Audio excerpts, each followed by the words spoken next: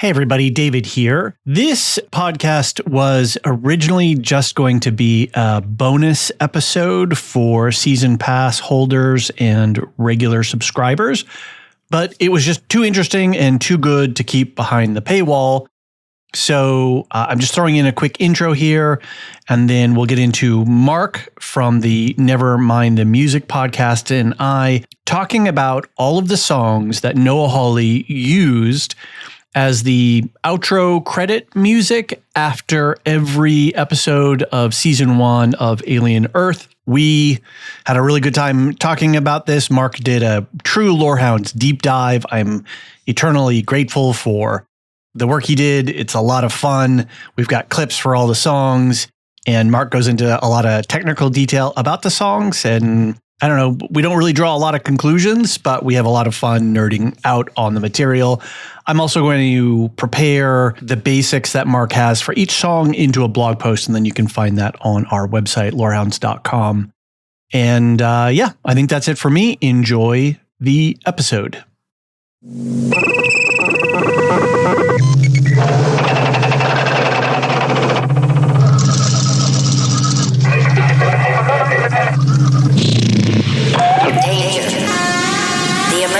Disrupt system is now activated. Mark, good morning, early on a Sunday. Happy Sunday morning. You had let me know that you did a little deep dive with the outro tracks for Alien Earth, which some people really enjoy, and then other people have expressed that it didn't really work for them to varying degrees. Regardless, it is a creative choice that Noah Hawley has made, and it has definitely affected the quality of the show. But the songs are really interesting because they all relate to the story in some way, shape, or form. And you did some thinking about the song choices and about the songs themselves. I have no idea what you've got set up for us. I've got clips from all 8 tracks. Oh, great. So this is sort of, I'm following you on this one. So I'm really excited to hear what you've put together. So happy to be here. So a few things I'll say. I'm actually not sure of the creative choice to put these songs at the end personally. Okay. And this is somebody who I love almost. I like all these songs. I know very well most of these. There's only a couple of these I wasn't familiar with before.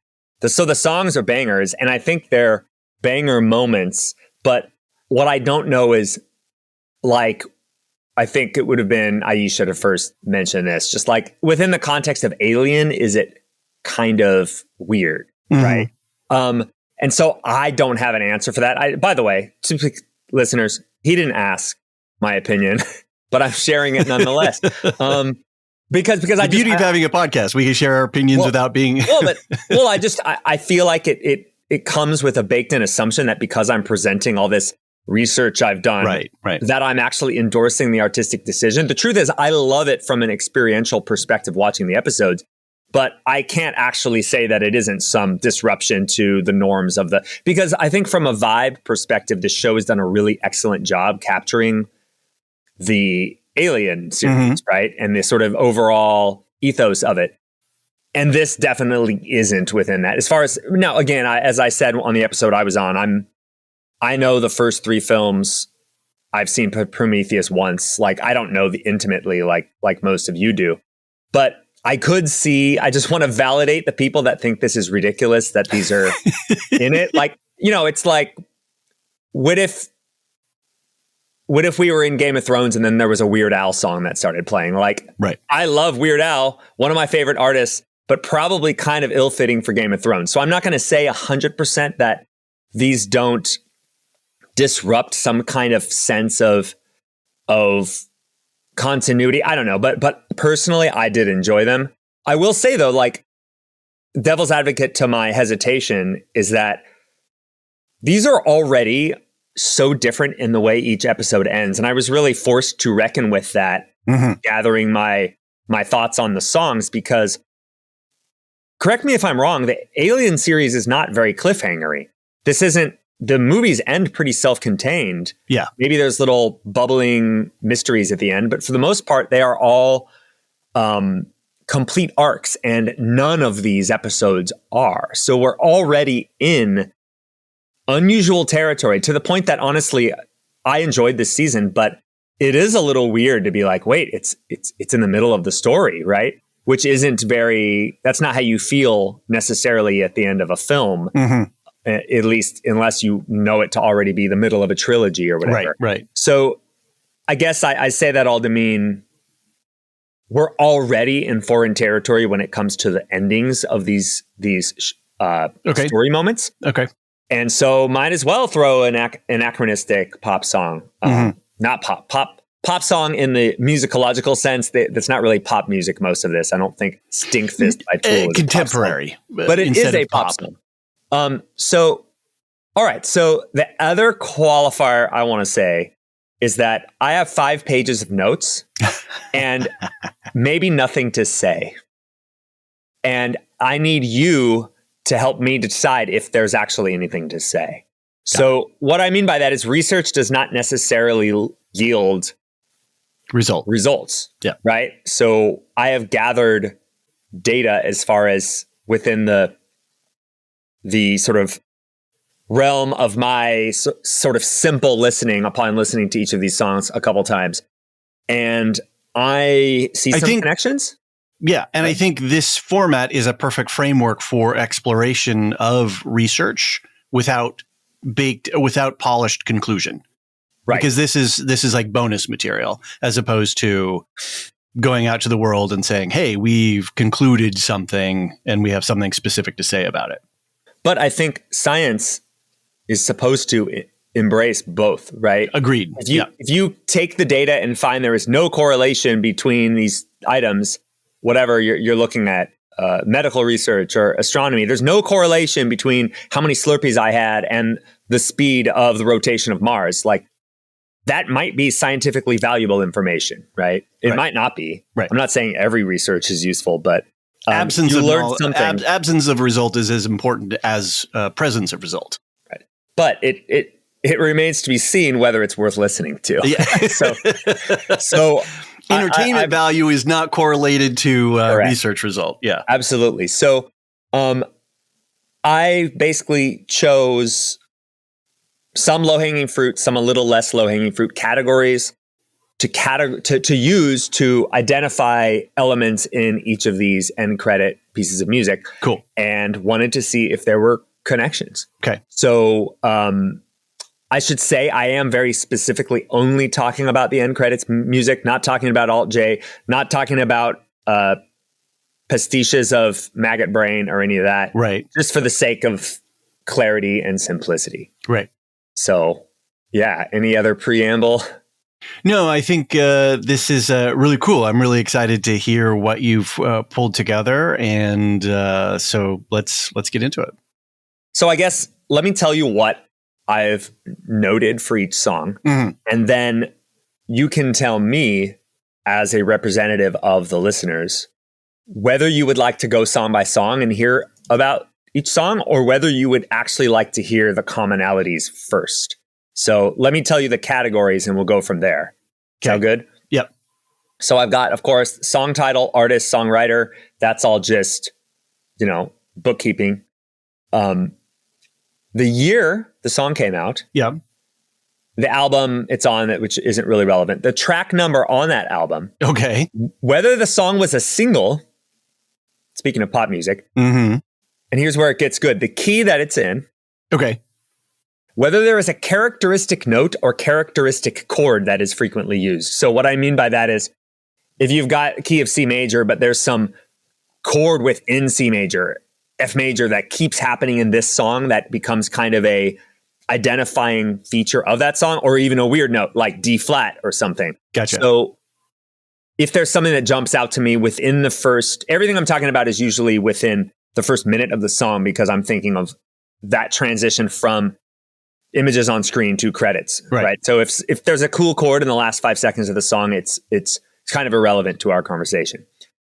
Next, the tempo, which folks means the speed of music, the meter of the piece, which means the count, the way the beats are organized, the instrumentation, both in the beginning moments and then once the song grows, And then roughly what style we can consider this music, what themes broadly the lyrics, once the vocals come in, are tackling. And then the last thing is what we're looking at on screen when the music starts. What the last shot. Wow. And this isn't music, but usually the last shot or the last, few seconds. Some of these go for 10 seconds before we cut to black. So that is what I have collated. I know the musicologists in the room are going to wonder why I haven't deep dived into other things like dynamics and articulation and all that, but there's only so much time in this bonus episode. So that's what I got. How do you want to? You're such a lorehound. You're this in your bones. This is the community that we nerd out on. So perfect. And I cannot stress to you enough. I'm not promising great revelations here. No. Might be interesting. The journey is what's important. That's right. The friends we made along the way. So that's right. Do you want to go song by song, or do you want me to kind of spoil things? I am really in your hands. I've got clips ready for if you want me to play, or maybe give us a big picture, and then we can do a little bit of a song by song. Sure, happy to. And I will say, for the listeners' sake, really for David's sake, I fit very well into the Lorehounds community, but there's one very clear difference, and that is I have the notes and David does not. Yeah. When I guest on a Lorehounds podcast, normally we're all looking at the show notes and I can scroll ahead and go, oh my God, David's going to blow my mind. David actually doesn't know where I'm going here. So correct.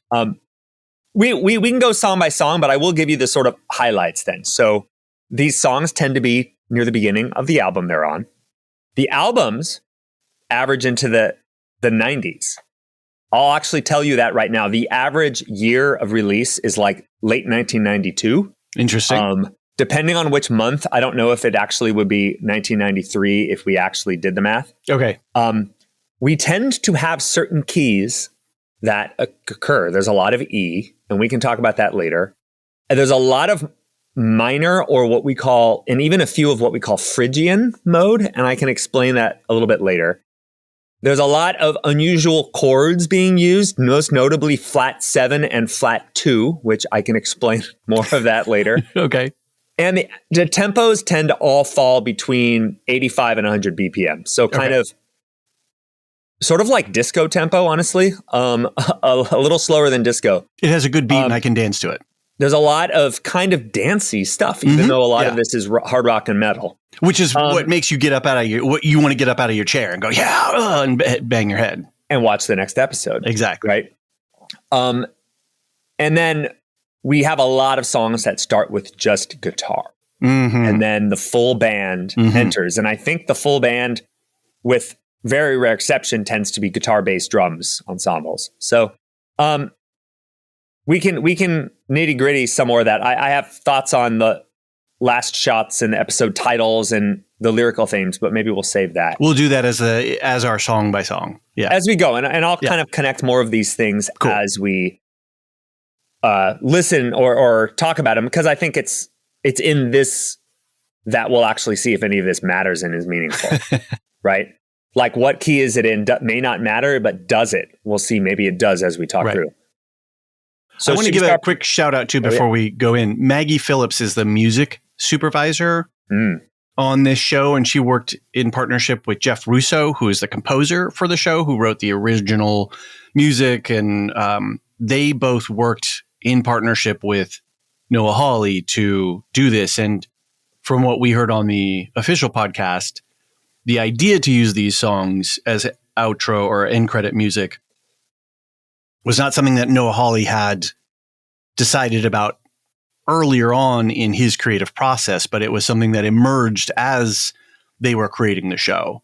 And then once they felt something about it, they really leaned into it. And then Maggie Phillips did all of the research, and I assume worked to secure all the rights and all of that kind of stuff. Right. Yeah, that would have been her job, or her team at least. I do think. And kudos to Maggie Phillips for doing an amazing job, right? So it's some cool stuff. And I think it's worth noting, I was wondering why so much frankly, 90s hard rock. Mm-hmm. There's a little bit of 80s, a little bit of 2000s, but it's very early 2000s and mostly 90s hard rock. Noah Hawley was born in 1967, so he's an older Gen Xer. Right. This is music from his 20s and 30s. And so I'm wondering, like, how much of this is him? How much of this is, Maggie Phillips, maybe? Yeah. It seems very specific. And, he's been quoted in articles as saying basically he just wants the cliffhangers to be energized by, something like larger than life. So it should feel even bigger than a theater. Like, so you had commented, I'm sure you must have read that because you kept calling them arena rock songs, and musically I wouldn't call them arena rock, but he said that in an interview. Well, he doesn't say arena rock. He says he wants it something bigger than a theater and arena, right? So he wants larger than life music, right? Got it. So I'm assuming this stuff is reflecting something at least about Noah Hawley's stylistic preferences, but I haven't seen Fargo. I don't know. Do we have like a perfect circle and hard rock, 90s hard rock coming in the end credits of other shows he's done? I don't know. More like in episode 8, where he was using the timpanis and other sort of big symphonic sounds. You get that in Fargo, and I'm trying to rack my memory for Fargo seasons. You might get more of these sweeping flourishes so score. Yes, score but symphonic score, and that it's symphony, not just like, oh, there's some nice whatever. You're like, wow, that is something. If I went to the symphony, I would hear as a crescendo for a piece of music that I'm listening to, some Bach or Beethoven or something. And I think it's notable that they did in the second episode, based on the title, Mr. October, was when they did, the conversations about, the 20th century baseball players. And then you've got Ice Age. There is this anachronistic stuff. Yes. But I don't think any of this music is diegetic. I think all this music, all these ones, certainly, they're not existing in the world. They're just popping in for us. And so they made a conscious decision to not also have the sort of, they could have had the characters listening to 1990s rock music because they have characters that obsess about baseball from, the 1960s or whatever. Right. So it is kind of an interesting choice where they didn't exercise that. There's no analog to the kids movie from 2002 or whatever that then people are listening to as music, if that makes sense. Mm-hmm. Hey everyone, David here. We're almost done with Alien Earth, and I wanted to let you know about something that we've put together. We've created a season pass for our coverage. It's $10 one time, no recurring subscription. You can grab this whenever it works for you. What you get is ad-free access to all Alien Earth episodes, plus the bonus video analysis that I've already done, and several more background conversations and special episodes that I've got in planning. We put a lot of work into the episodes, and when it's all said and done, you're getting more than 10 podcasts for $10, which really is a pretty good value considering the amount of time and production work that we put into all the episodes. And look, we're an independent podcast, and having direct listener support like this means that we get to keep doing this kind of deep dive coverage that we all enjoy. It's pretty simple. So only if this works for you and your circumstances, no pressure at all. But if you've been enjoying Alien Earth coverage and want to support what we're doing while getting some extra content, the season pass is there for you. You can find the link in our show notes or head to lorehoundsnetwork.supercast.com. Thanks for listening, and thanks for being part of this really great community.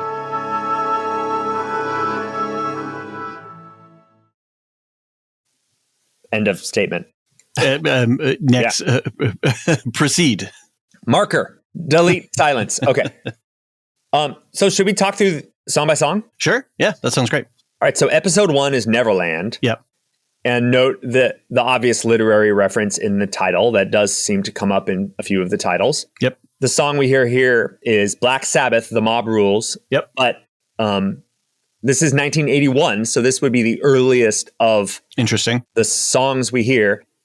Though I'm not going to say it's late Black Sabbath because it's only 1981, but this is post-Ozzy, right? This is not the sort of era most people think of. This is the Ronnie James Dio era. Mm-hmm. This song was written by Dio, Tony Iommi, Geezer Butler, and Dio wrote the the lyrics to it. So this is on the album Mob Rules, and it's track 5, and it was a single.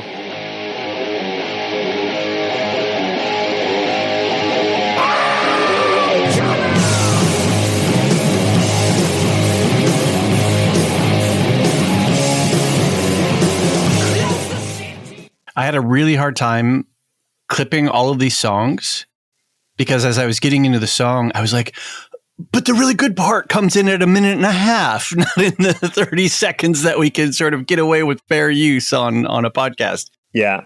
And so listening to it on a Sunday morning, I was like amped after. Yeah, no, it's good hype music. Yeah, I also don't wonder if there is not some nostalgia effect that's going on as well with the age of the song and the familiarity. Because there's a couple of songs in here that I'm not familiar with because they came out after I might have been listening to this style of music. So there's an interesting other social historical dimension in terms of what is, as an audience, what is our familiarity with the genre of music and when it came out. So are you familiar with this song? Yes. Yes. So I have heard this song, but basically just that. I don't know it. I've heard it because I've done listen throughs of various eras of Black Sabbath, but I don't know this song well at all. Gotcha. So I would say this is not a well-known song to me, but I know it, right? It's right. Sure. So, and when I say it's a single, that doesn't mean it was a number one hit or anything like that, but it was released as a single. It is a notable song on that record. Gotcha. So note everybody that riff at the beginning. We're going to hear riffs in maybe every single one of these songs, and that's part of the energetic aspect, right? The at the beginning starts with the guitar, the full band with other guitars, bass, and drums all come in, and then Dio comes in vocally. This one is one of our few major key songs. There's a bluesiness to it. There's a flat notes and stuff, but it is actually in A flat major. So put a pin in that. I'm going to spoil that is less common. The major key is less common in our group of songs. So kind of interesting. Can I interject something there, which is this is also the episode and the first song drop. We don't know yet that he is going to do this as a pattern. And I mean, maybe I should say, there's a creative team around the creative team has not shown us their hand yet in this. So at the end of this episode, we're all going, oh my gosh, is that something that's going to continue? Or is this just a one-off? And after episode 2, it's like, oh, now it's an established pattern, assuming that you're not reading and listening to official sources and whatnot, and whatever hints that were out there. And so then to use what did Maggie Phillips think about when she chose this song? There's a thematic choice in terms of what are the lyrics, how do the lyrics relate to the storyline, but also reader response theory or watcher response theory of like, how are we going to react? And if this is a song that we don't know or doesn't, right? There's a question there, like, are we picking a piece of music that is going to work for people to decode what we're doing here? Yeah, I mean, not to jump ahead to the next episode, but I was very surprised to hear Tool in the next episode. Yeah. Because it didn't, even though it's only, 15 years after this song, it felt like a different world to Black Sabbath. And this is also, Black Sabbath classically, is one of the so-called unholy trinity of early heavy metal, right? There's Black Sabbath, there's Led Zeppelin, and then there's Deep Purple that are the original 3, right? Oh, I didn't realize that. I wouldn't have put Black Sabbath in with Zeppelin and Deep Purple. Well, it's that I would have put him with like Judas Priest and Ozzy himself. You've got to look earlier, right? That's the thing, is by the time Judas Priest existed, sure, but we're talking about when the style wasn't particularly well defined. We're talking in a couple weeks on my podcast about punk music and how at the beginning of punk music in the late 70s, it was very not defined. Like the Talking Heads were punk, the Blondie was punk, but so were the Ramones and the Sex Pistols, right? And those bands sound so different. Led Zeppelin has all these different influences: Celtic music, Arabic music, Indian music, psychedelic rock. Deep Purple has a lot of classical influence, but the third leg of that stool is Black Sabbath, and Black Sabbath is generally slow, like the classic sound. This Tony Iommi slow, dark guitar riffs, kind of haunting vocals. This song is cooking. This song is 134 BPM. That's fast. 134 beats per minute. This is very clearly the fastest song on our list today. So I say all that to mean like this is a little bit of and I'm not saying that Black Sabbath always stayed in that sort of proto doom metal state. Doom metal is a style that grew out of the style of Black Sabbath in their early days. But this song certainly isn't immediately recognizably the sound of Black Sabbath. It's more intense. It has more influence of that 80s metal stuff, the faster, more intense, or the new wave of British heavy metal like Iron Maiden and all that kind of stuff. And it, in era and tempo, speed, stands out and is different from the rest of our entire list, which I don't know what that means, but it's interesting. Quick shout out to Becoming Led Zeppelin, a documentary that's on Netflix right now. That's really interesting. Anyway, back to the main topic. Is that the sequel to Becoming Michelle Obama? Yeah, no, the prequel. So, okay. So I'll say the boring thing. This is in 4/4. Spoiler. Okay. Right. They all are. Though some of them do other things. And just in terms of the characteristic note, this one doesn't have like a really iconic chord, really. There's a lot of that flat 7 in the riff, and then there's a lot of the 4. Take that with whatever you want. I'm going to come out and say that I don't think it's relevant really to the rest of the conversation, at least not in this song. And before we move on to the next episode, we should talk for a second about the lyrical themes here. Yeah. So we end on a shot of Kirsch and then Wendy's face. I'm trying to remember what exactly was they were. Gosh, I had a context on all the other episodes of where this is in the story. I don't remember how episode 1 ends. But the lyrics are about mob mentality, public fervor, public violence, sort of like cautionary on those things. So I don't know. What are your thoughts on how that relates to this opening gesture in the season in terms of story?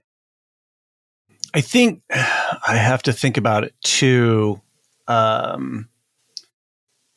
don't remember what the ending scene was, and I want to find the lyrics real quick. Lyrics.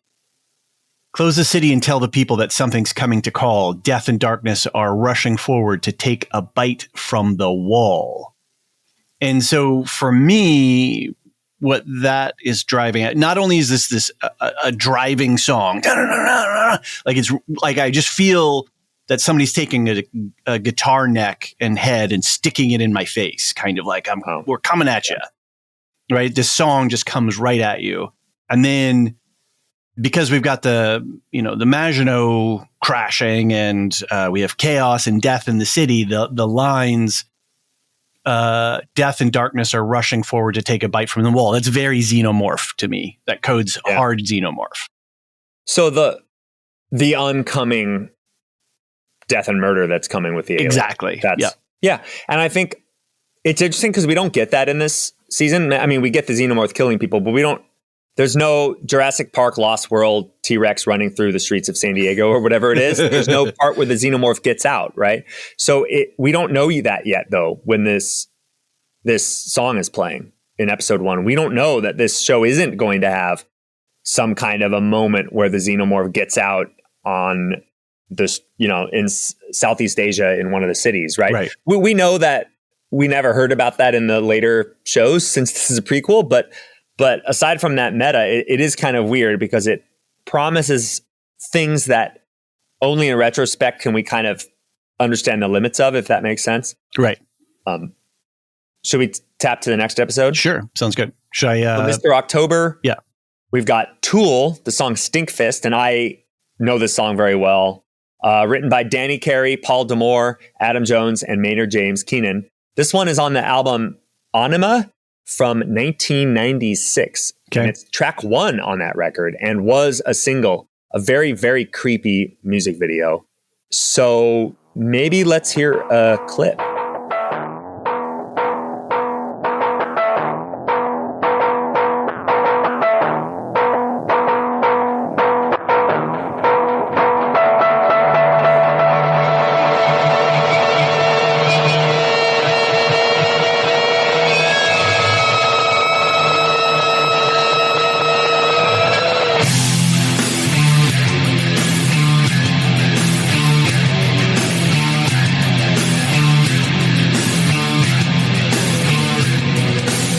I had a hard time stopping the recording because it builds you up in this way. And then just as that bass drop kicks in, you're like, take me. Where am I going? I don't know, but I'm loving this. Well, and it's got the mid-90s Tool thing where it's got these loud moments, but then he's like, something has to change. And then later he's going to scream, right? So we have the very extreme contrast in dynamics between the instruments, and also Maynard's singing is both quiet and whispery and later very screamy. And they do that very 90s grunge thing where they're in the can, right? It sounds like they're singing. They put a tin can in front of the microphone so that there's some kind of a filter, or they're using like a busted up mic or something. They do, but I associate that with grunge. Yeah, I'm trying to think because if you ask me, I associate it with like almost garage rock kind of stuff, and the garage rock revival, like the Strokes a decade later. Okay. But sure, yeah, no, I mean this is within the realm. I would not call this grunge.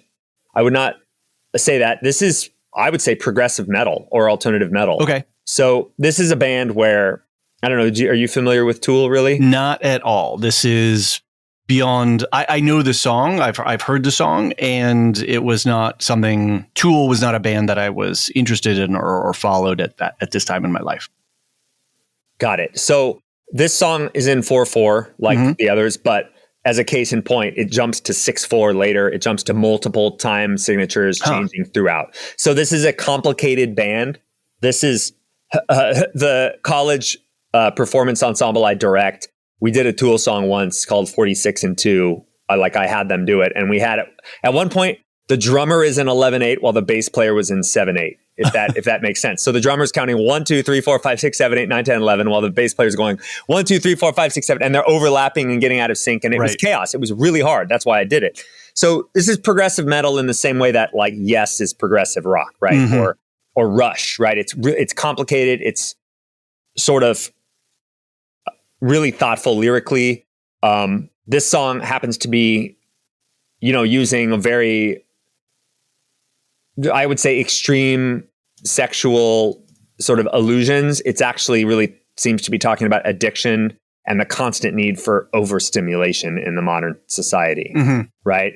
And I guess I'll come back to the last shot, but just musically, this one is in E minor, though, which E is going to come up a lot on our list, and I can I guess speak to one reason why. But it does change to major. The chorus is in major, which is a really, really kind of strange because it's kind of dark, to say the least. The "Show me that you love me and that we belong together," relax, but it's like there's this threatening nature to it, but it turns to major, which is really interesting. But that by then we're really well into the credits, right? So the original moment you hear is that weird sound that I think is guitar harmonics with an effect on it. That very strange sound. It sounds percussive to me. Very percussive, but I think it's a guitar, but I could be wrong on that. It has a steel drum sound to it. Sure. Yeah, whatever it is has been processed and messed with to be unrecognizable, right? Okay. But then we get the bum ba dum ba da da ba da ba, the full band coming in, and we have a lot of the seventh scale degree in the key, which is that bum, and that note and that chord actually are very much all over this song, and this is a note that a lot of these songs will share their enthusiasm for. So the last sort of musical thing I'll say is just, this is one of our slower tunes, 88 beats per minute. This is the second slowest. So I don't know. What do we think? This is the Mr. October episode, the one with the baseball stuff. This is the last shop is slightly looking around the dilapidated ship, like with hanging wires with sparks. This is right after Joe gets attacked by the xenomorph and like kind of knocked down a few flights within the ship. So what's this one doing here? What are we thinking? Well, the lyric that jumps out to me is, I said I don't want it. I just need it to breathe, to feel, to know I'm alive. Yeah. And that's part of what drives me in the meaning of the lyrics, or the association of the lyrics to the storyline.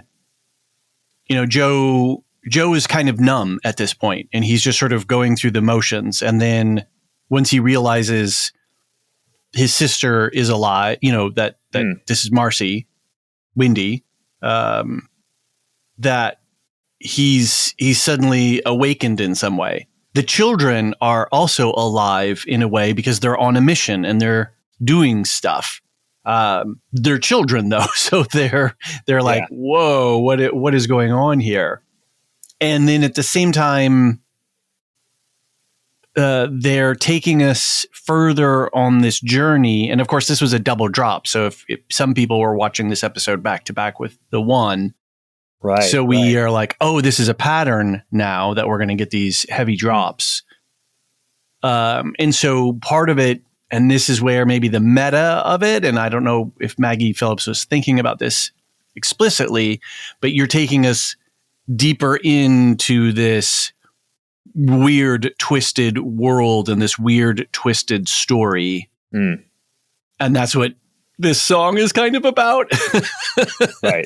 Is going deeper in a lot of ways.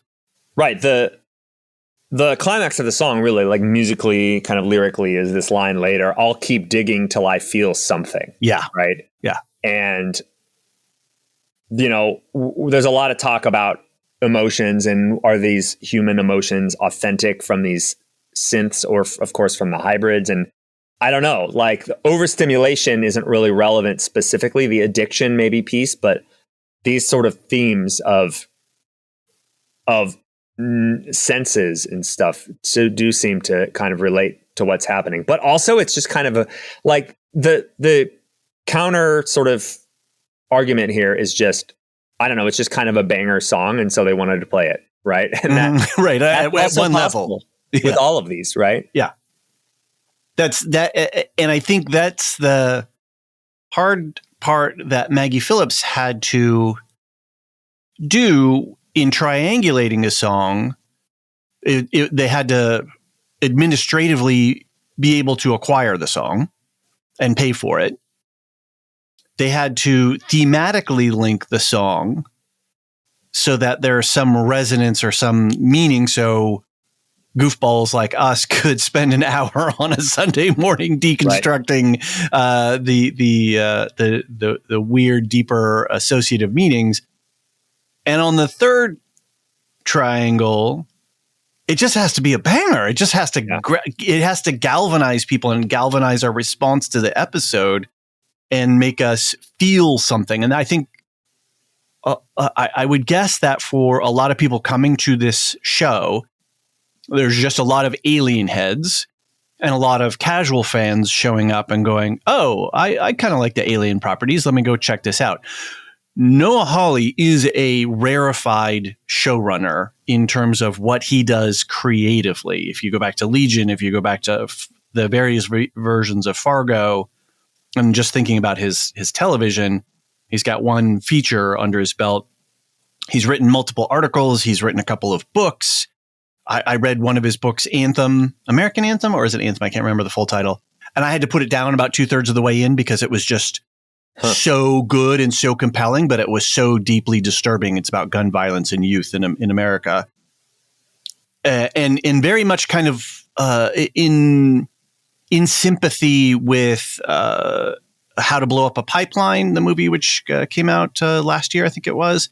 And then now with One Battle After Another, I won't spoil either of those movies, but that book I would put with those two movies as a sub-genre, not even a genre, just their parallel themes running through them.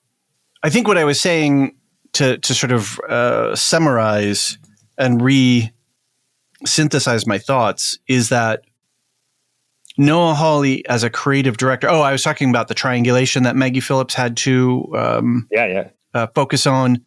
But then thinking about Noah Hawley as a showrunner, he is not...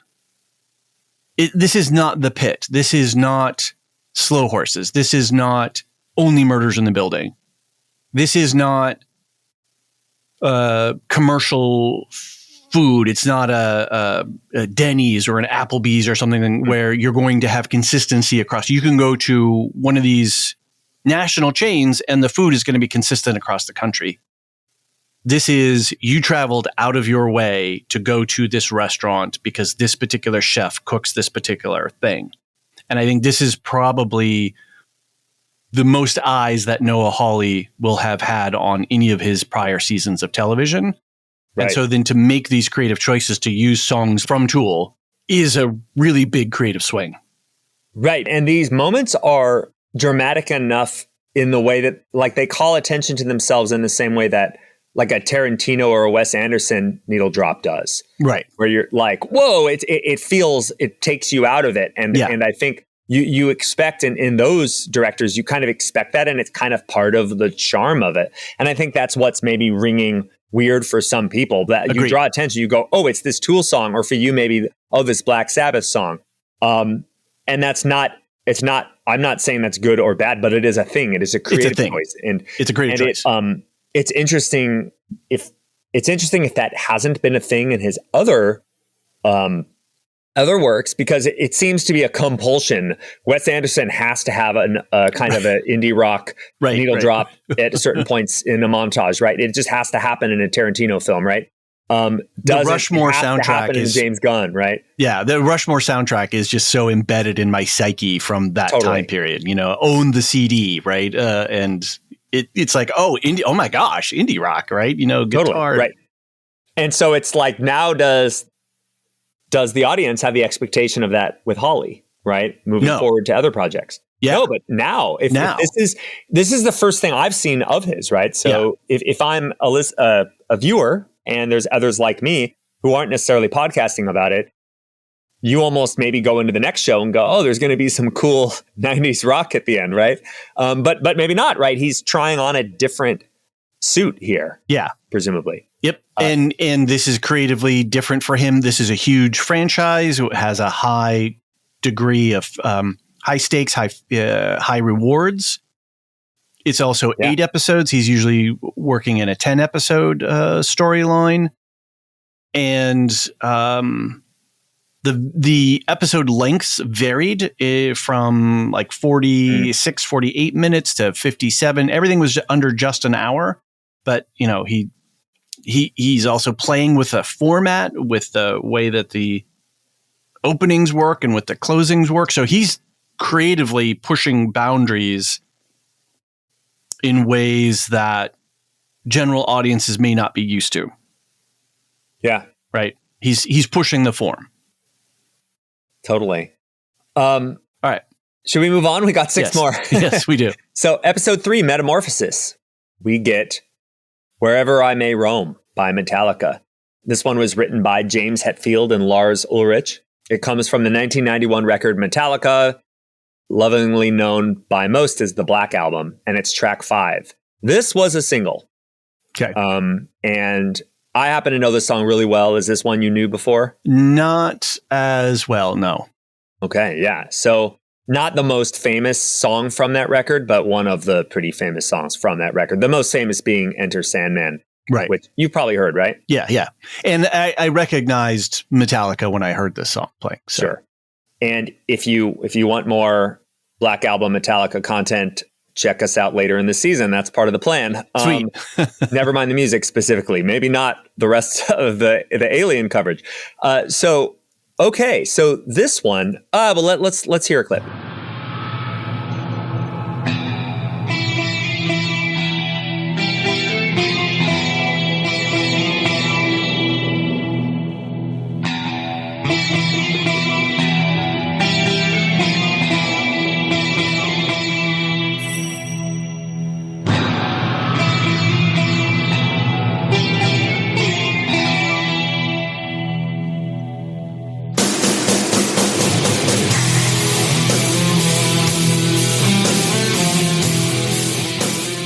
Another hard one to stop because once the drop kicks in, and it has such a long opening with mysterious sounding. The sitar. Yeah.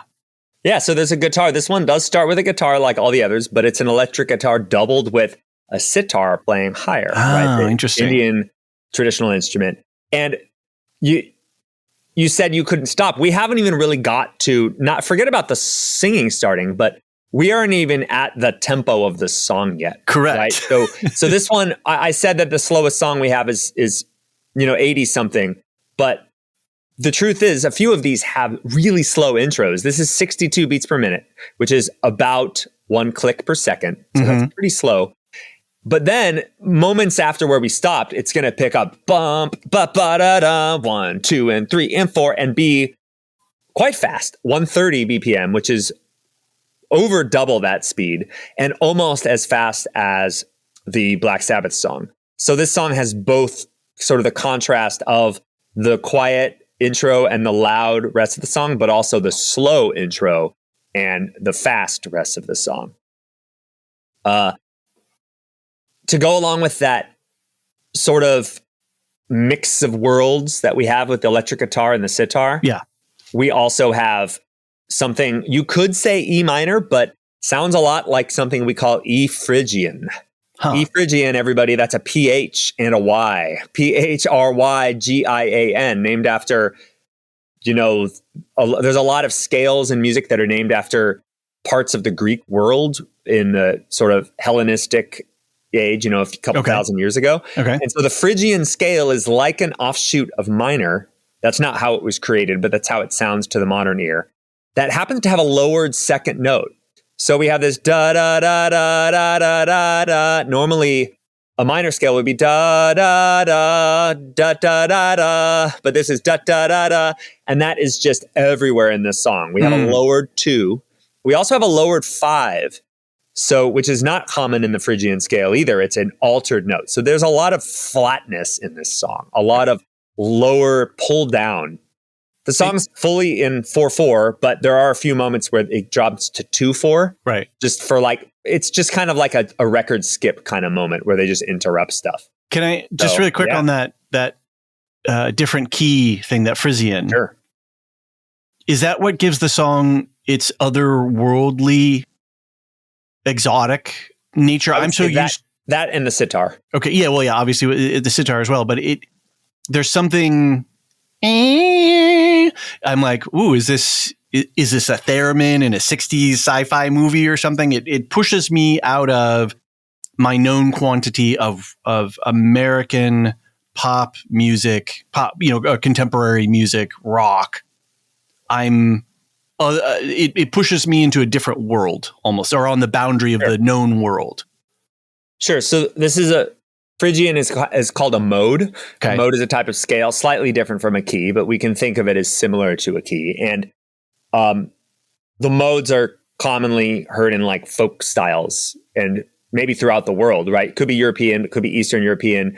This sort of lowered second scale degree thing you could hear outside of the European and North American context in folk music, right? So, and it's also bent. It's not just bum, bum, bum, bum. It's bum, bum, right? Yeah. It slides in. Yeah. And so that has what we could call a microtonal element where it's not specifically playing. This is in the key of E, but it's not E and then F. It's E halfway to E, 2/3 to E, all the way to F, right? Sliding around, which is not something we associate, certainly not in the digital era, where we tend to have the note and it has been auto-tuned, right? So it is exactly in tune. Right? Yeah. We don't have bending vocalists and guitar players still bend, but there is something about the digital nature of any music with a piano, for example, has only 12 different options. You can't bend anything, right?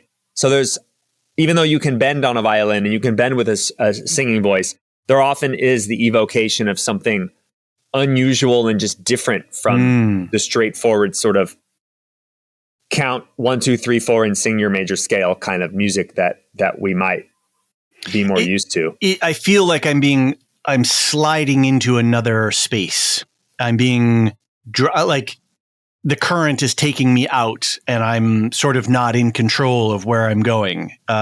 And, Sure. to go back to what I said just a moment ago, my reference point is American pop culture.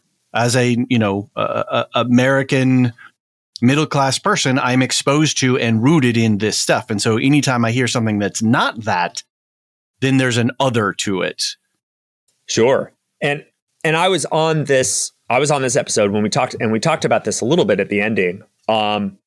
So the last shot we have is Wendy laying unconscious on the floor. She's just had her first mind connection with the xenomorphs I think it's the one being like dissected, maybe the face hugger. Uh-huh. And it causes her to pass out. And so I brought up the possibility because later in the song, this song is about, it seems to be inspired by constant touring in the sense of like no home, but kind of seems to be about the freedom but the search for belonging. This is one of the only songs that I would say isn't negative in its overall tone in terms of as sort of gloomy and heavy metal as it is. Mm-hmm. The lyrics actually seem to be about freedom and about, the sort of a Rolling Stone gathers no moss idea. Mm-hmm. But the reason I bring it up is there's this one line at the end, my body lies, but still I roam. Like in the song, it's like, I'm dead and I'm still going to be wandering. Right. And it's not a negative, but we're watching Wendy.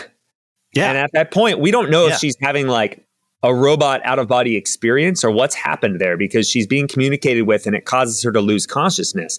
So you're talking about like this otherworldly separation that kind of is happening when you hear this song. And it's almost like, again, not knowing what the next chapter in the story is the first time we watch it, we're kind of experiencing that a little bit. And then we have this line, and the earth becomes my throne. I adapt to the unknown. Mm-hmm. Under wandering stars I've grown, by myself but not alone. I ask no one. And at the end of the season, you didn't say it right. It's I ask no one, no one. We have her saying, "I don't know what I am. I don't know who I am." And then the question is, "What do we do now?" And she says, "We rule." And again, whether Maggie Phillips did she have the whole season in mind? What did she, what scripts, what dailies had she seen? What state were the edits in? Were they locked? Yeah. When did she add these songs? These lyrics are just so freaking on target. Yeah. You can't help but be compelled. I can't, I should say you, not you, but I can't be but not compelled by the creativity that's being expressed here. And we can't, though, sidestep it's another one with a kind of haunting, quiet guitar that then explodes into the full rock band, right? So there's those lyrical lineups and there's this otherworldly scale they're using, but ultimately it's another one with a haunting guitar riff that turns into heavy metal. And that seems to be the MO. And this one is, again, in E Phrygian, but it's E. And we've had E already in the second song. We're going to have E later. And I'll just note that the E is the lowest string on the guitar. Okay. So it's the big fat one. It's the big fat one. And yeah, you can down tune to D and C, and you can use a 7-string guitar and get a low B. But the fact is, a lot of hard rock is in E because you get a nice, rich, low note without having to restring your guitar to a fatter gauge. Mm-hmm. And so maybe we can make all sorts of Spinal Tap. Well, it's the saddest of all keys. I mean, that's D minor, but like we could make those, we could think about the philosophy of E, but I think just guitar music, there's a lot of it in E because you get the lowest note as an option. Is it the most susceptible to sympathetic vibration as well? Yes. So that's David. Bravo, David. So I can, and a lot of metal, especially like my era of metal, which I say a lot of stuff I hate. The new metal, the like late 90s, early 2000s. So I shouldn't say I hate, but hate is a strong word. I was going to say hate is a strong word. You don't care. Some of it I love, actually. Some of it I love, but a lot of it I don't, and I make fun of it on our podcast. But a lot of that music is in drop D. You actually lower your E string, the lowest string, down 2 frets even lower. But one thing about the E, if you keep it in E, assuming you don't restring all the strings, is you get sympathetic resonances with most of the rest of the guitar. So you, most notably, the highest 2 strings are One of them is an E, which is within the overtone series of that low E. And the second string is a B, which is also within the overtones of that. And so, yes, if you play just that boom at the beginning of this song, assuming you're not actively muting the rest of the strings, you're getting at least two of those strings very much ringing. I say at least because the other strings do have sympathetic resonances, but they're much weaker. That the G, much weaker. It's way higher up the overtone series. Everybody, listen to our Green Day episode where I explain this. Very different kind of music using the same principles. But yeah, the sympathetic resonances on that low E is just satisfying, and it makes the sound fatter than if you played one fret up on an F. It just, then suddenly you play that one fret and nothing's resonating really with that fret. And I think that's what goes in when I say that I feel like I'm being carried away, like I'm being pulled out by the tide. It's that sympathetic vibration-esque thing. I can't help but be affected by the, that low vibration tone that's resonating out. There's no way for me to resist that resonance. Right. And they're milking it too. There's a lot of reverb and stuff like that. Sure. Yeah. All right. So cool. Episode 4 is called Observation. Mm-hmm. And the song we have here is by Jane's Addiction, a song called Ocean Size. This is from their album Nothing's Shocking from 1988. Lyrics by Perry Farrell, music by the full band Jane's Addiction. And this is track 2 on that album. This is not a single. So this is our first not single. And I know Jane's Addiction mostly by singles, so this is not a song I actually knew before. What about you? I knew this one, and it's one of their side ones, I guess you could say, right? I recognize the Jane's Addiction sound, and then I had to go, oh, yeah, I kind of remember the song now. Yeah. Right. The voice, I mean, he has a very iconic sort of, I know this is late 80s, but I associate it very much with the 90s. The stuff that I know of Jane's Addiction is more the early 90s stuff. Agreed. They have a sound that, right? That this, just like Cherub Rock, our next song, Smashing Pumpkins. Smashing Pumpkins. It was like, that is a sound that I recognize. Sure. So also in E, this one just regular old E minor, but we have a lot of the flat 7. I talked about that 7 scale degrees. Should we listen to it a little bit? Or Tool song? Well, yeah, let's listen to it and notice that first chord. It's actually unclear what key we're in because it starts on a D chord, even though we're in E minor. It starts on the 7 and then counts down. And it's not until the guitars come in and the screaming that we really understand we are in the key of E here, not D. Mm.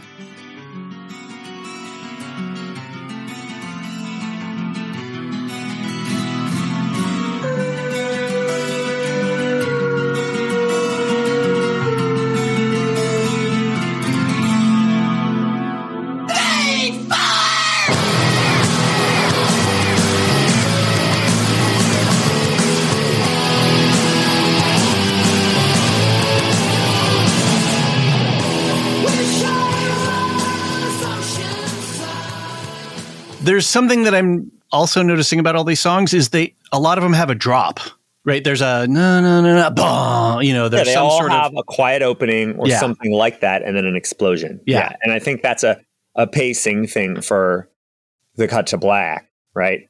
So this one also starts slow, very slow, 56 BPM, I counted, and then the rock part's in 96, so it's right in our same 80s to 100s range. And it also doesn't start in 4/4. I counted this one out. I don't have a transcription of it, but I was counting actually 6/8. So a kind of a kind of a sound. But then we go to 4/4 like all the other rock songs. Okay. And we also have an acoustic guitar siding at the beginning. Right. Which doesn't occur in these other songs either. And then it goes to guitar, bass, and drums, like all of them. So lyrically, this one seems to be about homelessness and an escape from aspects of that life. I think semi-autobiographical, perhaps. And we watch Wendy communicating with the baby xenomorph while Kirsch watches. That's how this one enters. So it's kind of hard for me to connect those, two pieces of tissue together, or rather connect with connective tissue, those two ideas. I think for me, it goes into the expansion of the world. Suddenly, our storytelling world and what Noah Hawley is doing with the property and the story world of Aliens, he's just pushed us 100 yards further into, unknown space. And so what is that line? Wish I was oceanside. Yeah.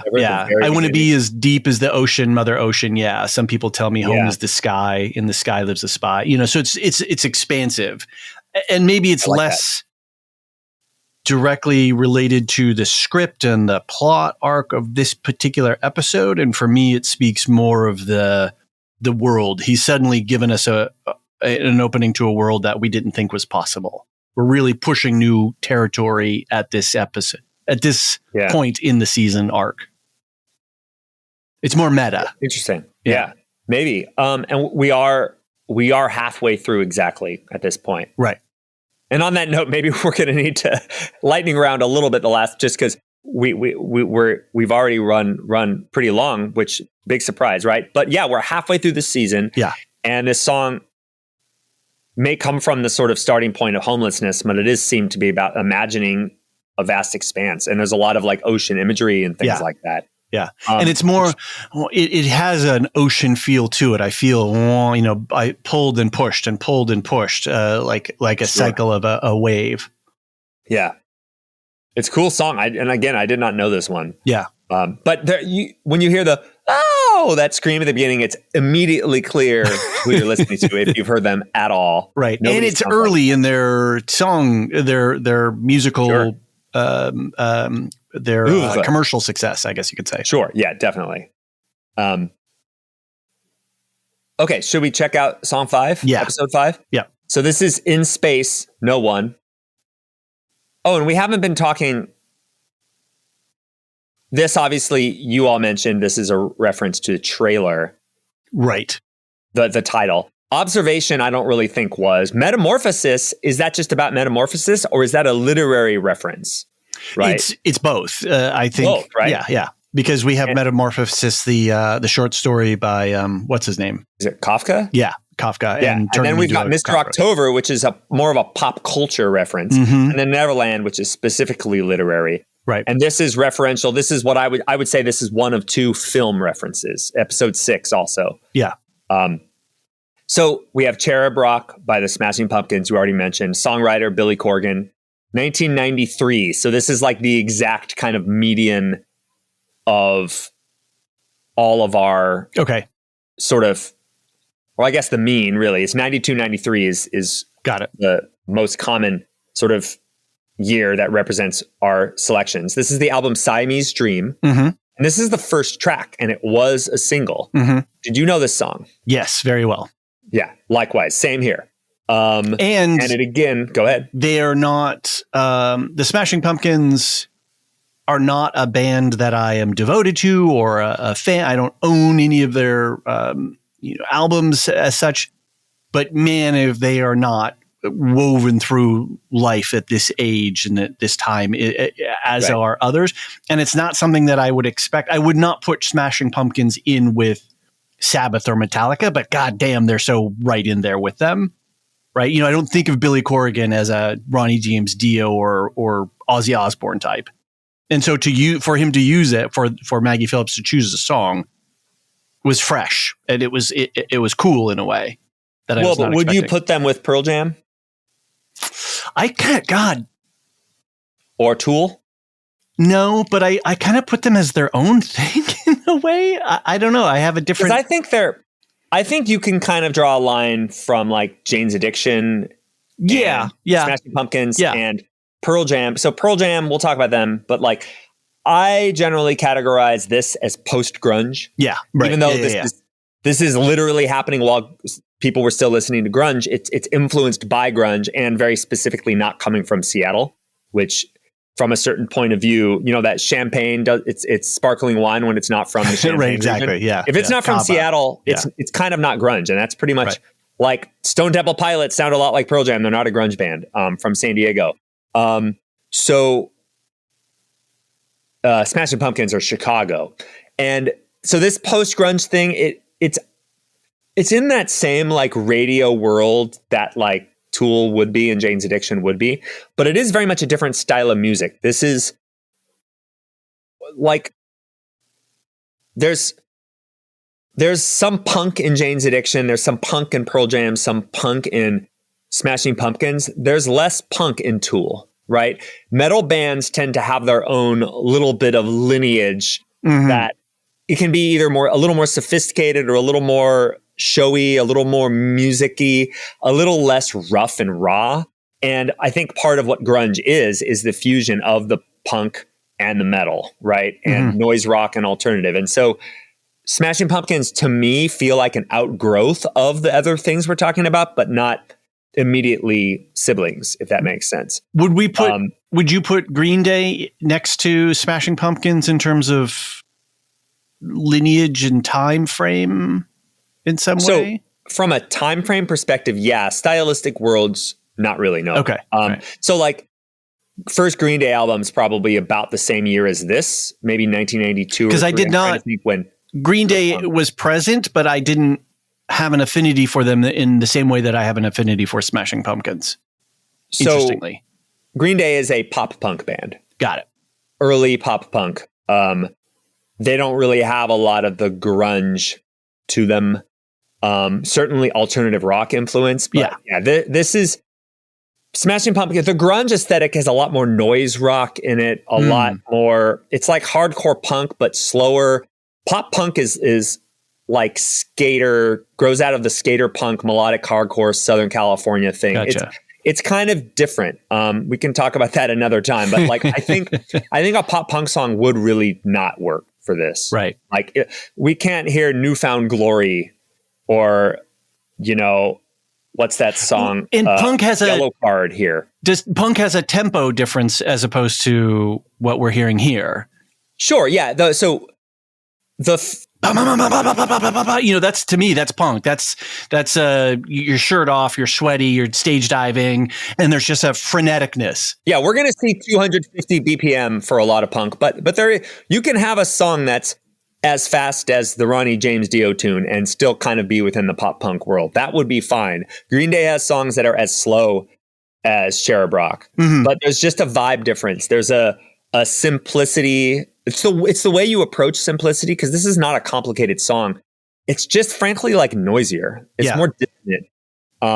And the vocals, Billy Corgan's voice isn't appropriate for pop punk. It doesn't have enough clarity. It's very breathy. I don't know. This is a whole thing. Well, we should leave it at that. We should listen to it a little bit. Oh my gosh, listen to it. Jesus. Here we go.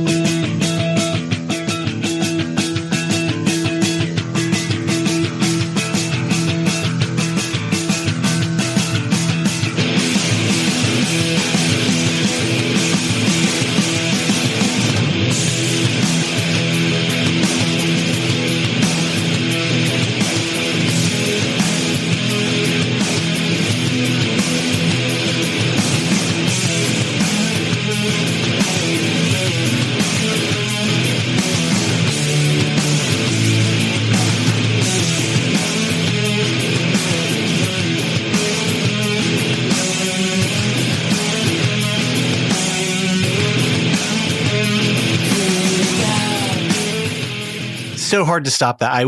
Yeah. My finger was on the mouse waiting to click off.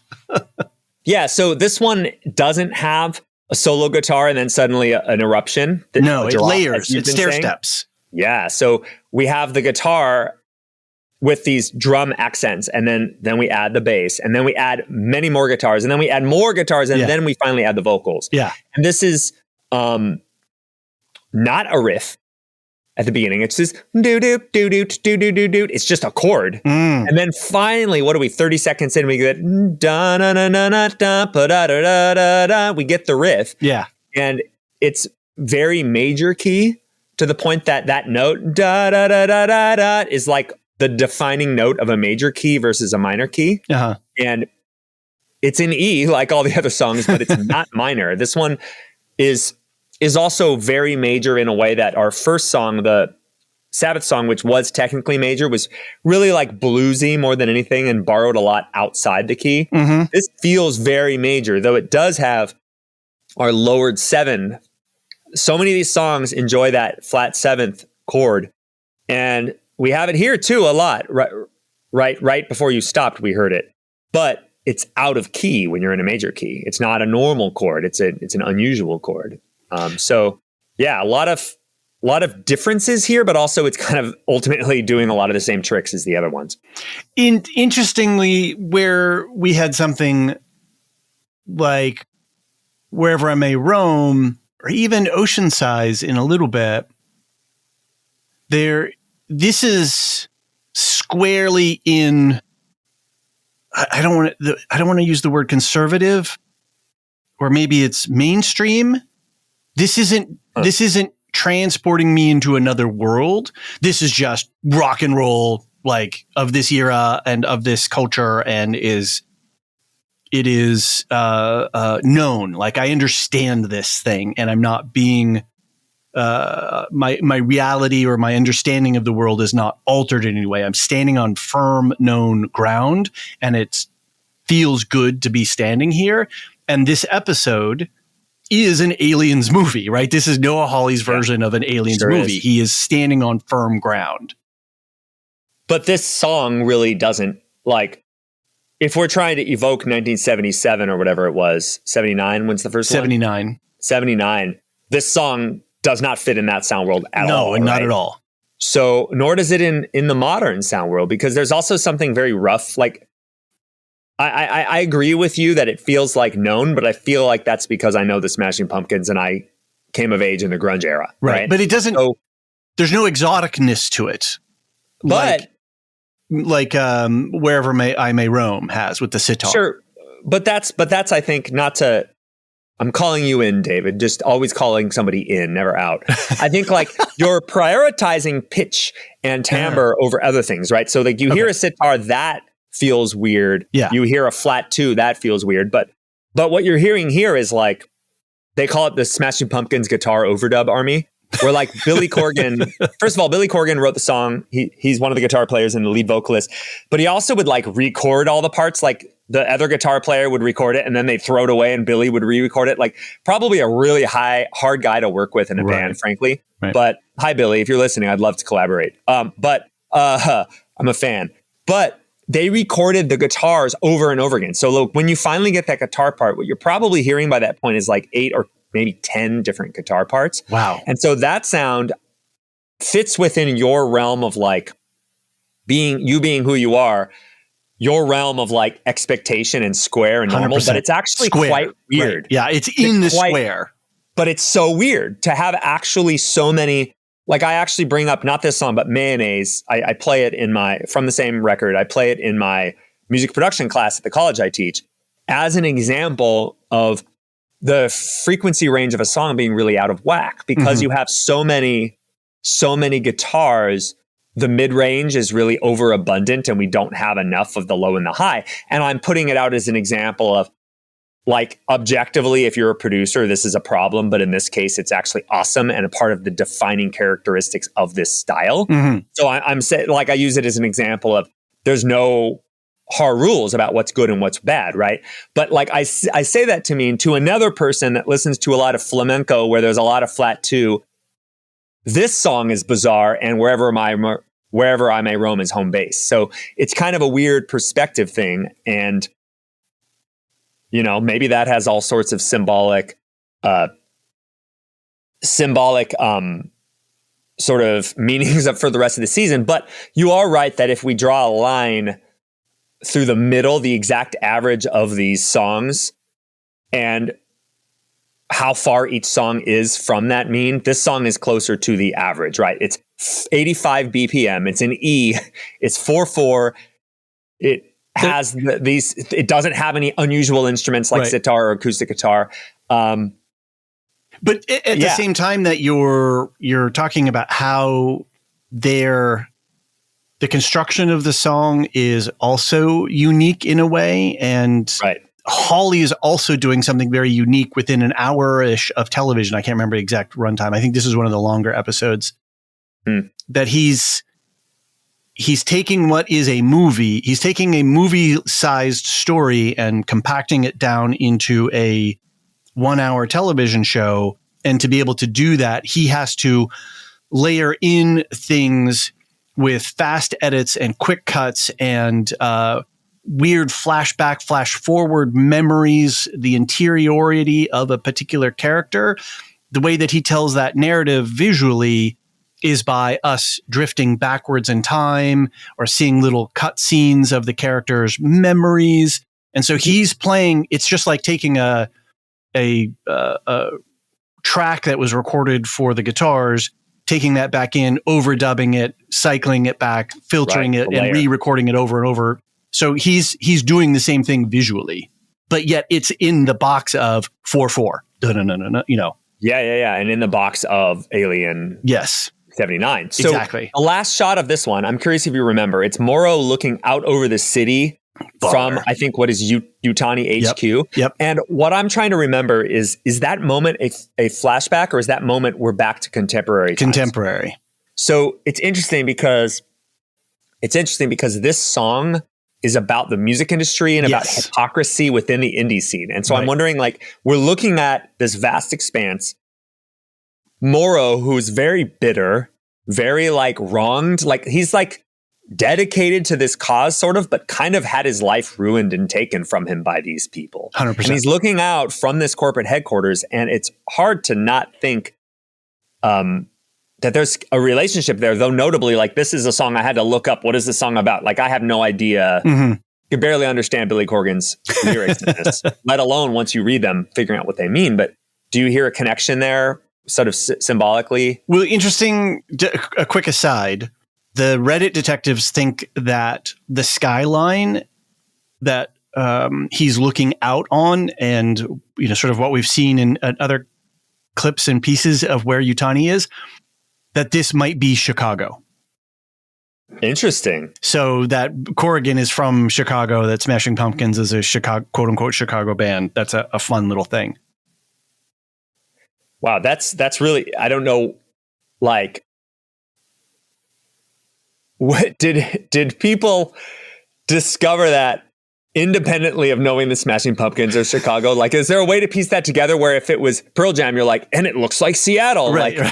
I don't know, because I don't know the Chicago skyline. That's really funny. And the Reddit detective, right, infinite number of monkeys with an infinite number of typewriters, will produce a work of Shakespeare. An infinite number of, not an infinite, but a finite number of Reddit detectives will. What's the percentage of the possibility? Yeah. Infinite probability drive here, put in a hot cup of tea. So that's fun. And again, what was Maggie Phillips? Maggie Phillips did a superb job with all of this stuff. If that's present and true, was that intentional or accidental? It doesn't matter. It's art, right? But the idea of Morrow being bitter about being used by Yutani, and this is Yutani's granddaughter, not even the daughter of the person he didn't agree to anything with this woman. Yeah. Right. And his life has been taken by this corporation. And yet he is not giving up on what he is doing and the choices that he's made. He is maybe bitter about his choices, but he's not letting that resentment affect his ability to do whatever he's going to do. Very much sunk cost fallacy here. And so if the Smashing Pumpkins are like, God, the music industry sucks, and we're going to take this really kick-ass song and we're going to throw it in their faces, we're still in the world of music production and big label processes. But we're going to stick our middle fingers up nonetheless.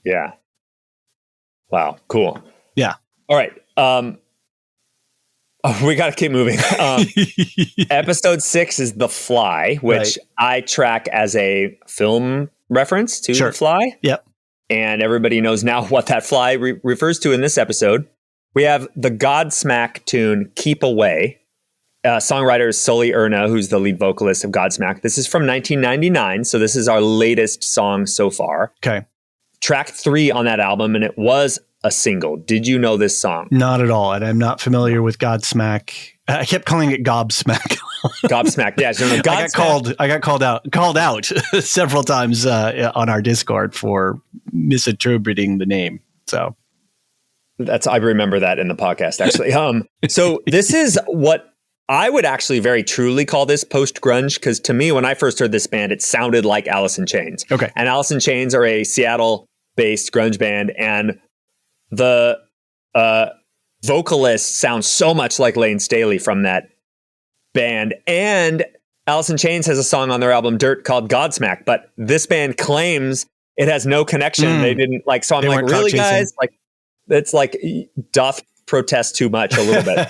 So I don't know them outside of this era, but this was, they were on the radio and stuff. This song was a single, not maybe top 10 hits or anything, but it's very heavy hard rock, sort of post-grunge, leaning on a little almost metal. This is in the saddest of all keys, as they say in Spinal Tap, D minor. And this is, again, the late 90s hard rock. There's a lot of down tuning, so D minor becomes a very common hard rock key, replacing E. And this one doesn't really have any of the characteristic chords I've been following. It's kind of just more straightforward, bluesy, but in a minor key. 100 BPM, so right kind of in the middle of everything. Right. 4/4. Guitar starts with a cool riff, then the full band comes in. So aside from the year being a few years later than our average, this song feels like very much like the kind of prototype of the vibe they're going for. Right. Seems to be about boundaries with oh my God, play the song, David. I'm still talking.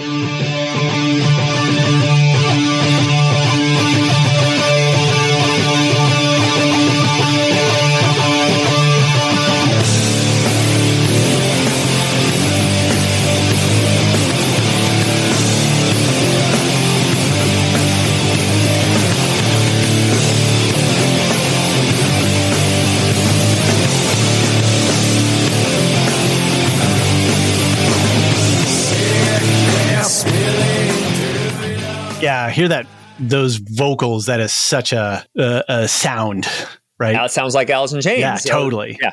And it's interesting, having just heard Cherub Rock. Yeah. It starts similarly, right? Just with one note. This is one note. Cherub Rock was one chord, but the Cherub Rock had the doo-doo-doo-doo-doo, and this starts with the doo-doo-doo-doo, and then the band comes in. Here, though, it's with what you were calling the drop. Right.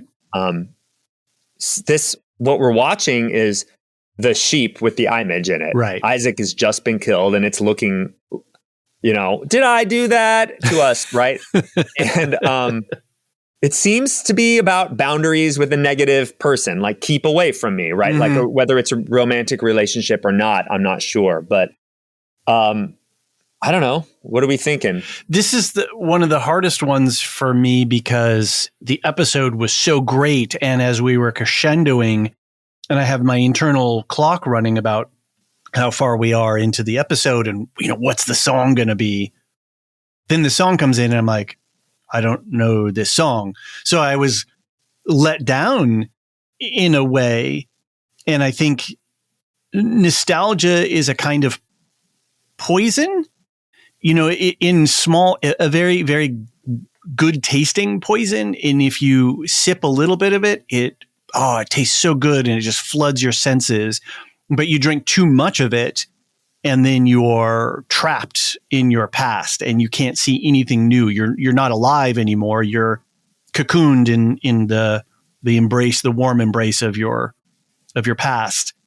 And so I feel badly a little bit that I am not taken by this song where I was really looking for something fun and exciting after when we have the image breaking the fourth wall and staring us dead in the face on the ending, shot. It's all about your relative context, right? Yeah, and yeah. I mean, it has the musical features that should hype you up, right? It starts with a guitar. It's really loud. It's heavy. It's exciting. But like I was in high school in 1999, and so I definitely knew this song. But this song was also kind of a little bit of a joke to me. And so like Godsmack fans, I'm sorry. I know a few of you in the Discord are really into hard rock, the Nevermind the Music Discord. So I'm sure some folks listening here. I say that like, and I have friends now that have said, no, Godsmack's an amazing band. They have all these great albums.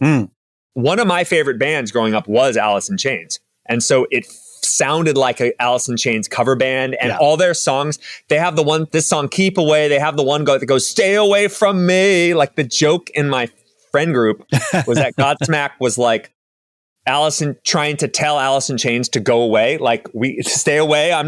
No, we're not Alice in Chains. Like it kind of was a joke. So for me, like I know this song, I actually really like this song. But it also has this funniness to it of like kind of lame. And again, I'm sorry. I know they're probably great, but I never really gave them a chance. And maybe that's on me.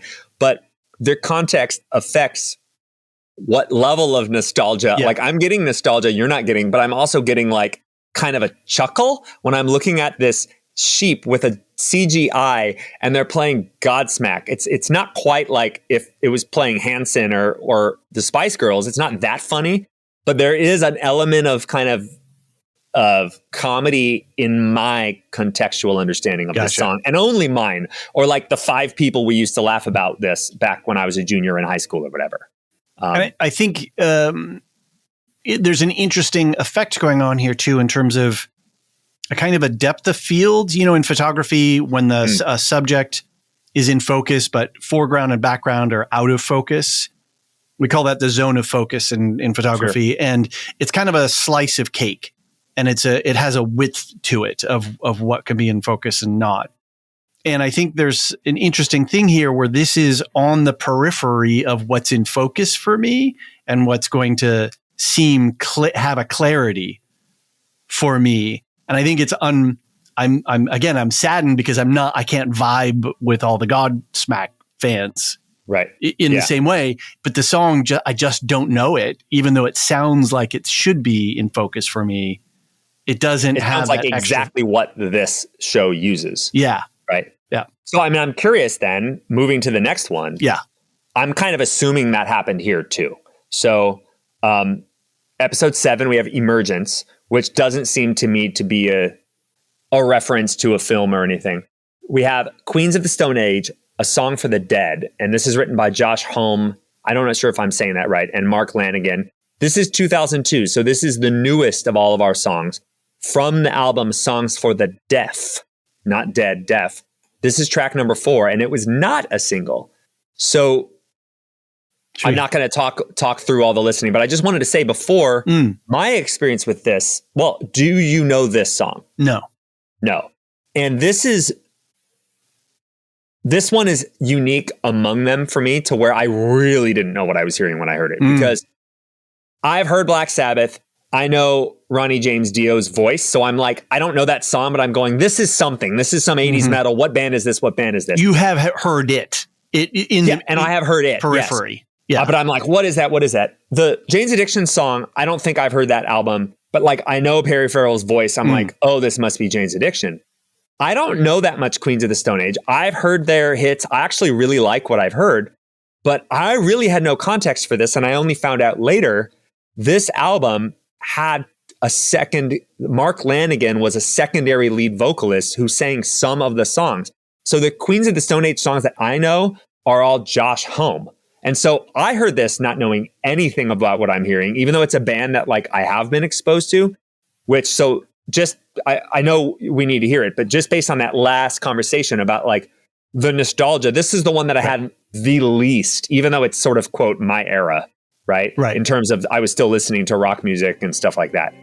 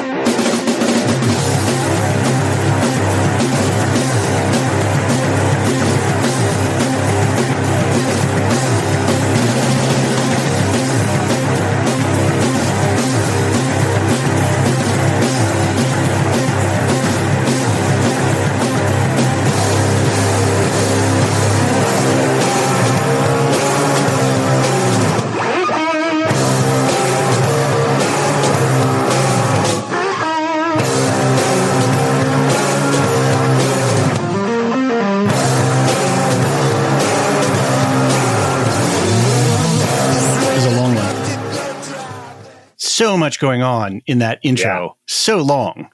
But also not much. Like it's kind of one note, like it's very simple. Yeah. But then long, super intense. They drop in these little sort of bluesy riffs or these little fills, that are of different eras or different genres in some way. They're like reaching out across time and pulling in little bits and pieces. It's really cool. This song is really cool. It's very effective. It is a long buildup, though. Yeah. We've got our second Phrygian sighting. This is this Phrygian scale, but this is not in E. This is in C. Mm-hmm. They're going rogue. And so we get a lot of that flat 2, which has come up in a few of these songs. And 4/4, 100 BPM. So it's right down the middle of kind of what most of these are. For me, what makes this opening so intense and so like loud, even though it's not loud at the very beginning, are those drum accents. Yes. The guitar is doing its thing, but we get these braka, braka. We call those flams and all sorts of little sort of improvised sounding drums that's just so loud, even when it's not loud yet. And I think when I compare this song, which I didn't know, like I didn't know the Godsmack song, kind of follows a traditional build-up pattern of, and then we're into it. But this is doing that little thing, and then, and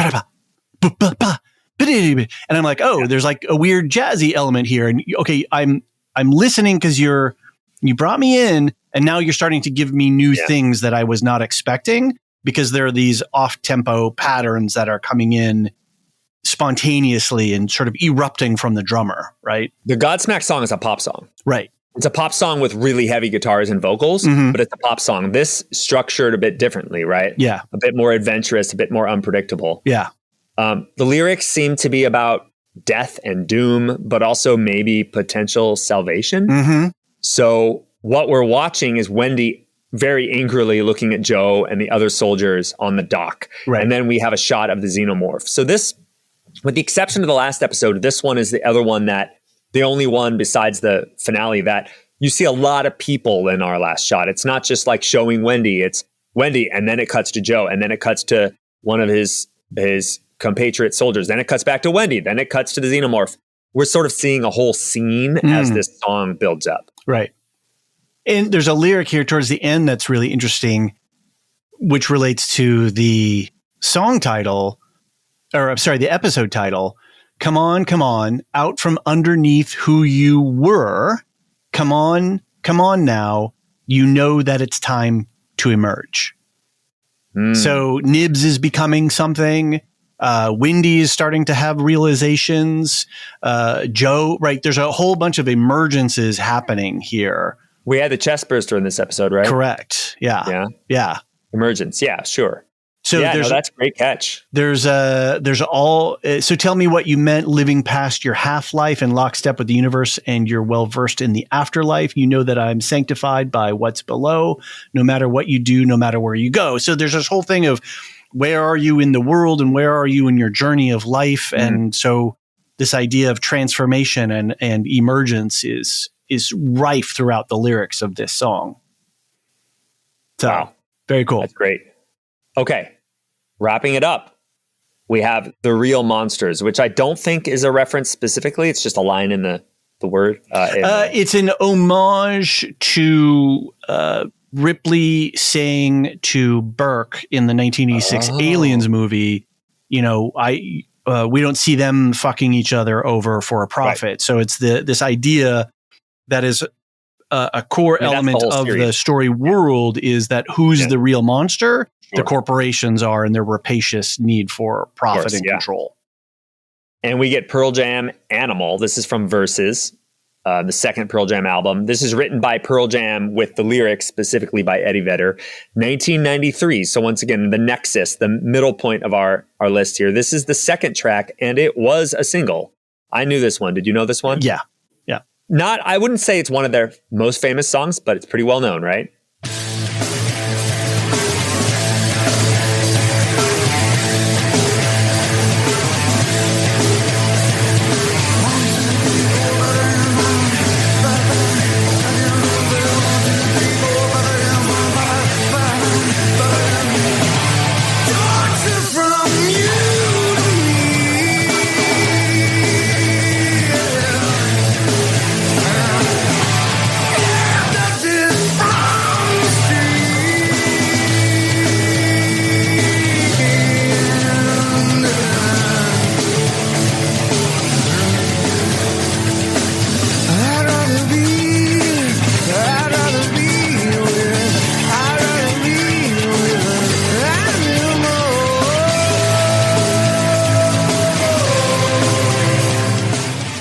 Such an interesting song. It smooths out right there when he sings the chorus. Funky. Yeah. It's funky. There's this guitar, we call that a bubble part. Bing, bing, bing, bing. It sounds like Nile Rodgers or something just for that one few bars.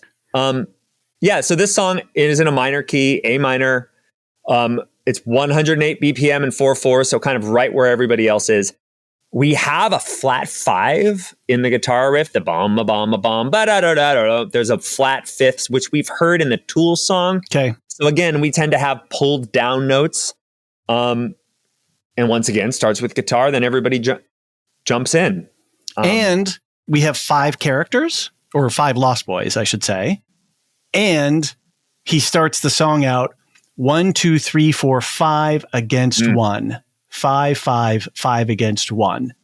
So, and that's, and we have just had Wendy standing there, and then the crew comes in behind her in sort of an arrowhead fashion, right?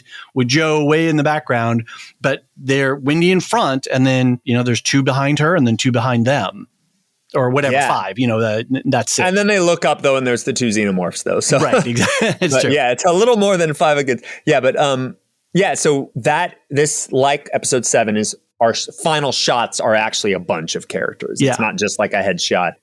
And the lyrics here is unclear. It sounds like there isn't consensus on what they're about. There's violence, imagery, maybe loss of humanity, but maybe also empowerment. Like, I don't really know. I'm sure you pulled some lyrics, but it doesn't seem to be thematically well understood necessarily what this song is actually about. No, it has a lot of vibe connection across the season.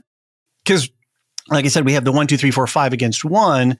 We also have animal, right? I'd rather be with an animal. So Wendy is choosing the xenomorphs as an ally, as a relationship.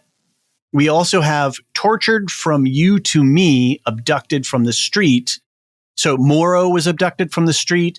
These children, where were they pulled from? From the street? Are they, there's a kind of, we're giving you a new body and we're giving you a new lease on life. But there's a kind of torture there because we're poking and prodding you and studying you and keeping you contained in this thing. And is that a kind of torture to deprive a living being its agency to live its life in a wider context? So there's a whole bunch of just weird vibe thematics all over the place. I think this one's actually like a perfect summary of what we're doing here too, because like some of the lyrics fit. There's a vibe that fits. Yeah. It works well as a drop because there's like opening riff and then an explosion. Yeah. It fits the right exact part of the year, but like ultimately doesn't have to mean that much.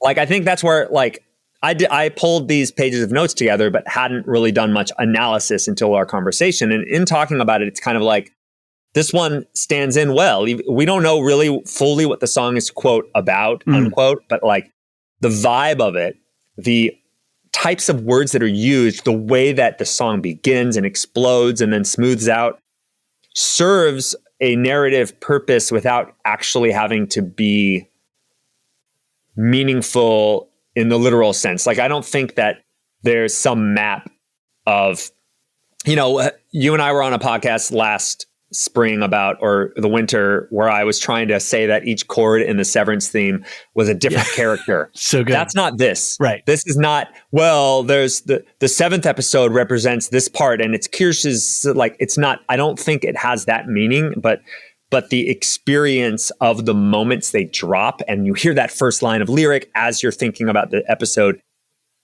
plus the nostalgia, like, gives meaning, even though it's maybe flexible and variable what that meaning is. Mm-hmm. And maybe that's it. And it's the Unless same we want to get an E minor. That works with the Peter Pan superstructure or framework that Hawley has built around this, where Smee is not one-to-one with Wendy and Kirsch and the crocodile and Tinkerbell and who's who in this world. But there's reflections and recreations and mirroring that's going on in a lot of people. Some people have very clear connectivity to a Peter Pan theme or character, and then others it's like, well, there's multiple elements of that within this person or with this frame of the story.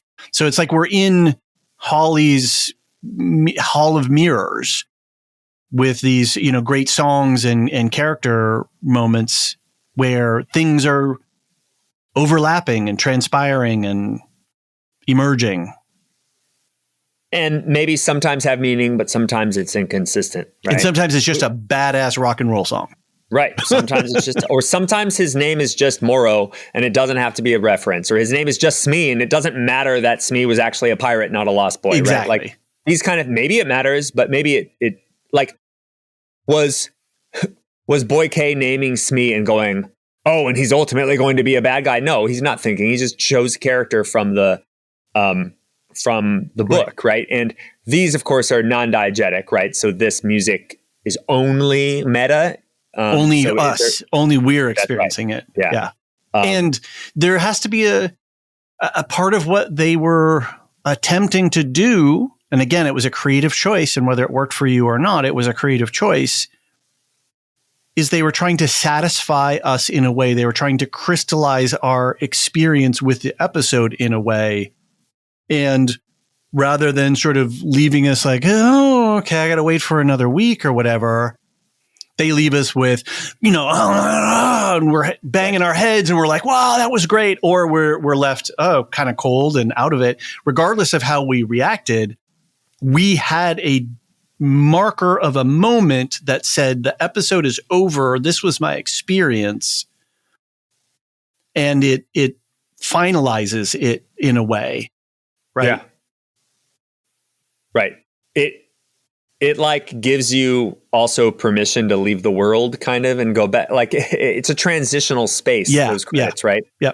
And especially if it's a song, right? You notice it happening. You notice the moment that the episode is ended in a way that is a marker. That's interesting, especially in a cliffhanger heavy, using that term lightly though. Cliffhanger heavy season in a franchise that is not cliffhanger heavy. Mm-hmm. Right. Yeah. So it stands out and it's cool. Like, I mean, I think ultimately I don't have a problem with it. I don't know, like, you'd have to balance the, like, this is not what I'm expecting if you're an Alien super fan versus in the moment it feels awesome, right? Like there's the visceral effect of it versus going up against the sort of, this doesn't feel like Ridley Scott to me or whatever, right? Right. Which maybe it doesn't, but it's hard to, like, the sonics of each moment is very effective. And then there's that anticipation as the season is progressing. We know that there's a pattern that so after episode 2, from episode 3 on, I'm waiting for the drop. I'm waiting for the song to kick in and my musical archive subroutines in my brain are activated so that when I hear it, I can know it. And then if I know it, then I feel smart and I feel like, ooh, I know that. I know he's winking at me, right? He's speaking to me. And maybe that's why with Godsmack, you weren't speaking to me because I don't know that song. And so I'm a little disappointed. And so the poison of nostalgia is there. Sure. Yeah. But there's an anticipation. I'm anticipating the end of the episode which is a weird thing. Like, we don't anticipate the ends of episodes generally, right? It's kind of like, I mean, with Game of Thrones, I used to wonder what's the map going to be this time. Right. Because it tells you about the episode. This is, I think, I know they had released some of the song lists before, but like people could put their money on which songs. Oh, are they going to be Pearl Jam? Oh, there's got to be Nirvana. They're going to totally think of how that one song starts, like, we're going to hear In Bloom or whatever. That probably not the best. It works as a great engagement tool. Yeah. For the audience. And I think that's cool. Yeah. And this is what I was saying before about Hawley playing with the form and function of the form.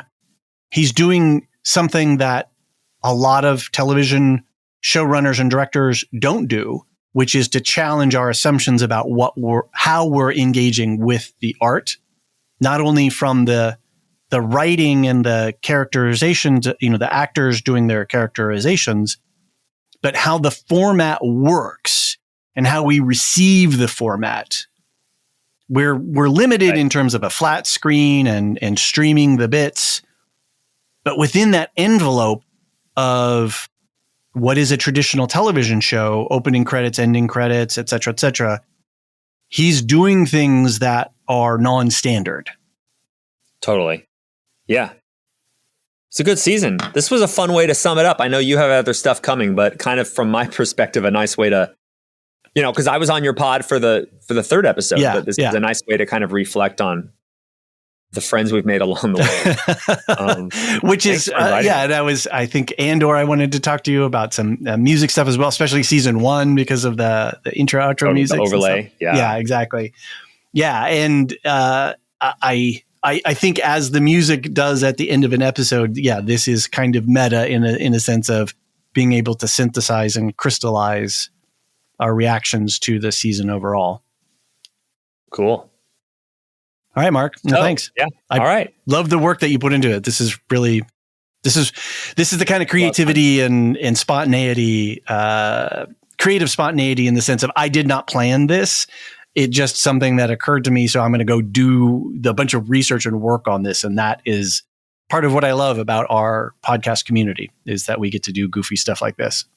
Well, it's funny. We just recorded actually on that note, we recorded with Nicole, you and I talking about our season wrap up. And we talked about like, what's our process? And a lot of my process is I gather a bunch of information about the song and then put it out there. And we talk, sometimes I have an angle, I have a thesis, but it starts with just you harvest what you can harvest about the music and then you analyze from there, right? Yeah. You can't go in necessarily with the analytical result yet, right? So, right. Yeah, we're decoding in the moment. Notes. Yeah. And then then I improvise. I'm not reading my notes when I teach a class either. Yeah. I prep really well and then I just go, right? Love it. All right, Mark. Thanks very much. All right. Take care. Talk soon. Thanks for joining us for our coverage of Alien Earth Season 1.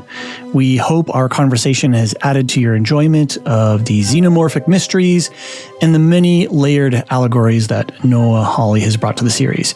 You can find links to all of our affiliates, our Patreon and Supercast pages, and Discord in the show notes for the episode. Look for the link tree, which has everything. We'd love to hear your thoughts on the episode and series. Send us your feedback and we'll answer and read it on our next podcast.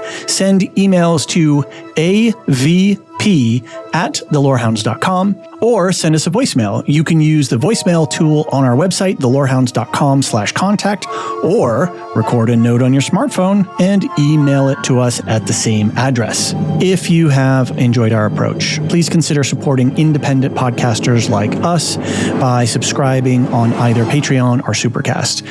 Your support allows us to continue to produce comprehensive podcasts like these for the shows and films that matter most to our community. And at the end, we always like to give a special shout out to our Discord server boosters who help keep our community thriving. Aaron K, Tiller the Thriller, Duve71, Athena Ajalea, Lestu, Nancy M, Ghost of Perdition, and Radioactive Richard. And our deepest gratitude goes to our Lore Master subscribers whose top tier support makes everything we do possible.